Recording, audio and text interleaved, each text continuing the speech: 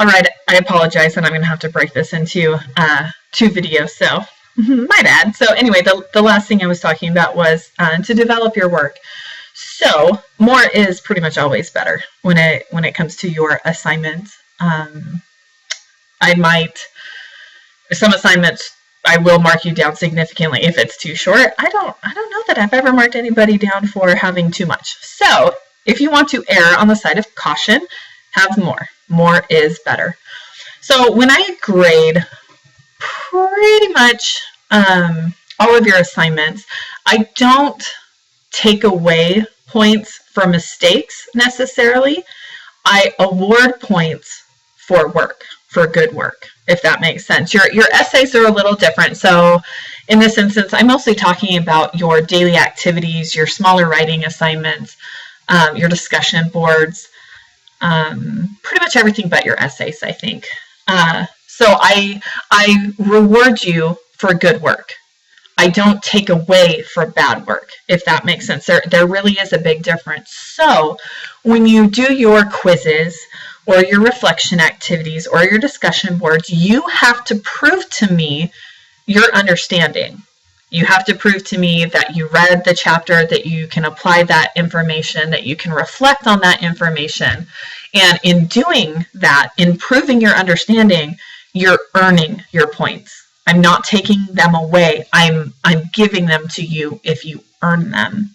It is also probably the greatest loss of points in this class. Yes, if you don't turn an assignment, you're going to get a 0. Sure, that's a pretty big loss of points. But for people who submit their work, the biggest reason is not because you're incorrect in your answers. It's that you're undeveloped in your answers. And one way to kind of keep an eye out for this is when you do a quiz or a reflection activity, look at how many points a question is worth.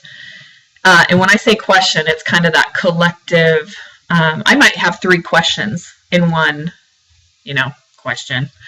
I don't know how else to say it, so I hope that doesn't get confusing. So you have to make sure that you answer all 3 questions, because more than likely that one collective question is worth 6 points. And if I ask 3 different questions within that, you can do the math and go, oh, okay, each individual question she's asking in this one group is worth 2 points. If I don't answer one of these questions, I'm going to lose 2 points. If I don't answer well enough, she's going to take off half credit for each, question that I underdeveloped. Does that make sense? So look at the points on certain assignments, and if you do the math, you'll see where I'm putting that emphasis. Okay, so again, prove to me that you understand the material and earn your points. It goes back to being proactive and being accountable for your learning. I'm not going to punish you for, underdeveloped work, but I will not reward you for it either, if that makes sense. So I think it's a little more positive look at grading. You earn your points. I don't take them away from you.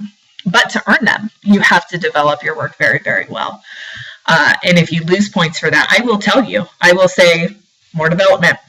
You need more information here. I need more. You need to be more specific. Don't give me generalized answers. So prove to me that you understand the material, and I will reward you accordingly. Okay, so again, this is just a few ideas and tips on how to succeed. Be proactive, be accountable, read everything multiple times, communicate effectively, and in most cases, I mean that, communicate with me effectively, but that goes for your other classmates as well. And develop your work. And ultimately remember that you're responsible for your own learning.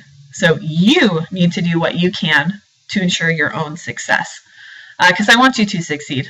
I know you're all coming from different walks of life, and that's perfectly fine. But I still all want you to do well. But it's up to you how well you do.